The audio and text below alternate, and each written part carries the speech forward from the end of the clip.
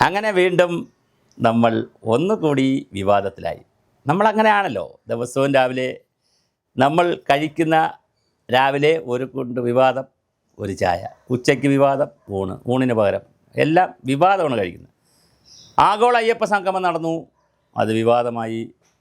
പങ്കാളിത്തം ഉണ്ടെന്നും പങ്കാളിത്തം ഇല്ലെന്നും AI ഉപയോഗിച്ചാണ് അതിൻ്റെ പങ്കാളിത്തത്തിൻ്റെ കുറവ് കാണിച്ചതെന്നും അങ്ങനെ വലിയ പുകയാതങ്ങ് പോയി. സർക്കാർ സത്യവാങ്മൂലം തിരുത്തും, സുപ്രീം കോടതി കൊടുക്കുന്ന സത്യവാങ്മൂലം തിരുത്തും എന്നൊരു ന്യായം സർക്കാരിൻ്റെ ഭാഗത്തു നിന്ന്, അങ്ങനെ ഒരു സൂചന ദേവസ്വം ബോർഡ് പ്രസിഡന്റ് PS പ്രശാന്തിൻ്റെ ഭാഗത്ത് നിന്ന് വന്നതുകൊണ്ട് അത് വിശ്വാസത്തിലെടുത്തുകൊണ്ട് NSS ഇതിൽ നിന്ന് വിട്ടുനിന്നു. ഏതിൽ? രണ്ടാമത്തെ പരിപാടിയിൽ നിന്ന്, പന്തളത്ത് നടന്ന പരിപാടിയിൽ നിന്ന്. പന്തളവും ചങ്ങനാശ്ശേരിയും തമ്മിൽ വലിയ ദൂരമില്ല, പ്രത്യേകിച്ച് പന്തളത്തുമൊക്കെ NSS വളരെ ശക്തമാണ്. പക്ഷേ പന്തളത്ത് നടന്ന ബദൽ സംഗമത്തിൽ, വിശ്വാസ സംഗമത്തിൽ NSS പങ്കെടുത്തില്ല, നായർ സർവീസ് സൊസൈറ്റി. അതിന് പറഞ്ഞ ന്യായം, ഒന്നാമത്തെ കാര്യം പറഞ്ഞത്, സർക്കാർ ഒരു പരിപാടി നടത്തുമ്പോൾ ഉടൻ തന്നെ ഒരു ബദൽ പരിപാടി ആവശ്യമില്ല, അതൊരു BJP സംഘപരിവാർ പരിപാടിയായിട്ടാണ് വരുന്നത് എന്നുള്ള ഒരു ആക്ഷേപം വന്നു. അതിന് ഞങ്ങൾക്ക് താല്പര്യമില്ല. കാര്യം ഞങ്ങൾ പണ്ടൊരു കോൺഗ്രസ്സുകാരുമായിട്ട് ഇങ്ങനെ ചേർന്ന് നിൽക്കുന്നൊരു ഭാഗമാണ്. പലപ്പോഴും NSSൻ്റെ സമീപനം ഒരു കോൺഗ്രസ് സമീപനമാണ്. കുറച്ച് പേര് BJPയിൽ ഉണ്ടെന്നേ ഉള്ളൂ, കുറച്ച് പേര് CPMലും. എന്തായാലും ബദൽ സത്യവാങ്മൂലം കൊടുക്കുമെന്ന്, സുപ്രീം കോടതി കൊടുക്കുമെന്ന് ഗവൺമെൻറ് പറഞ്ഞതിനെ വിശ്വസിച്ചുകൊണ്ടും വളരെ പെട്ടെന്ന് ഒരു BJP അനുകൂലമായ ഒരു സംഗമം നടത്തേണ്ട ആവശ്യമില്ല എന്ന് പറഞ്ഞുകൊണ്ടാണ് NSS വിട്ടുന്നത്. ഇതേ NSS ആണ് പന്തളത്ത് നാമജപ ഘോഷയാത്രയിൽ ആയിരക്കണക്കിന് നായർ സ്ത്രീകളെയും പുരുഷന്മാരെയൊക്കെ ഇറക്കിയത്.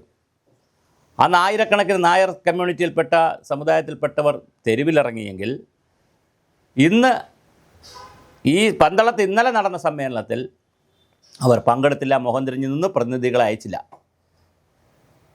SNDPയുടെ വെള്ളാപ്പള്ളി നരേശൻ അവർ കൃത്യമായി ശബരിമല പോയി, അതിൻ്റെ മുഖ്യമന്ത്രിയുടെ കാറിലാണ് പോയത്. അദ്ദേഹം ഗോളടിച്ചു. അപ്പോൾ പോയും അകത്തിരുന്നും ഗോളടിക്കാം എന്നുള്ളതാണ് നല്ല തമാശ. ഒരു സംഘടന, ഒരു SNDP പോയി ഗോളടിച്ചു, NSS അകത്തിരുന്ന് ഗോളടിച്ചു. അപ്പോൾ ഇങ്ങനെ ഗോളടിച്ച് നിൽക്കുമ്പോൾ, NSS ഗോളടിച്ച് നിൽക്കുമ്പോൾ അതിനെ ആ ഗ്യാപ്പ് നോക്കി BJPയുമായിട്ട് CPMമായിട്ടൊരു ശകലം ഒരു അഡ്ജസ്റ്റ്മെൻറ്റ്, ഒരു ധാരണ, കുഴപ്പമില്ല എന്നുള്ളൊരു കാര്യം. BJPയുമായിട്ടും അങ്ങനെയില്ല, കാരണം അവരുമായിട്ട് അത്ര നിങ്ങളോടില്ല എന്ന് പറയുന്നത്. ഈ ഗ്യാപ്പ് നോക്കി ഗോളടിക്കാനാണ് UDF നിൽക്കുന്നത്, പ്രത്യേകിച്ച് കോൺഗ്രസ്. CPMലോട്ട് പോയിട്ടുമില്ല NSS, കാരണം അങ്ങനെ പോകാൻ പറ്റില്ല, പല കാരണങ്ങളിൽ പോയിട്ടില്ല. BJPയോട് അടുത്തിട്ടുമില്ല. അപ്പോൾ പിന്നെ ഗ്യാപ്പുണ്ടല്ലോ അവിടെ, ആ ഗ്യാപ്പിൽ കയറി ഗോളടിക്കുകയാണ് കോൺഗ്രസ്. ആർക്കാണ് ഫൈനൽ വിജയം എന്നറിയില്ല. എന്തായാലും നായർ സർവീസ് സൊസൈറ്റി പന്തളത്തില്ലായിരുന്നു, ഒരു പ്രതിനിധി അയച്ചില്ല.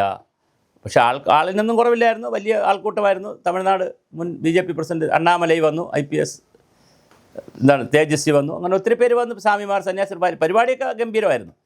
പക്ഷേ NSSൻ്റെ അസാന്നിധ്യം അല്ലെങ്കിൽ സാന്നിധ്യമില്ലായ്മ പുതിയ വാദങ്ങൾക്ക് മുഖം കൊടുക്കുകയാണ്, പുതിയ വാതിൽ തുറന്നിരിക്കുകയാണ്.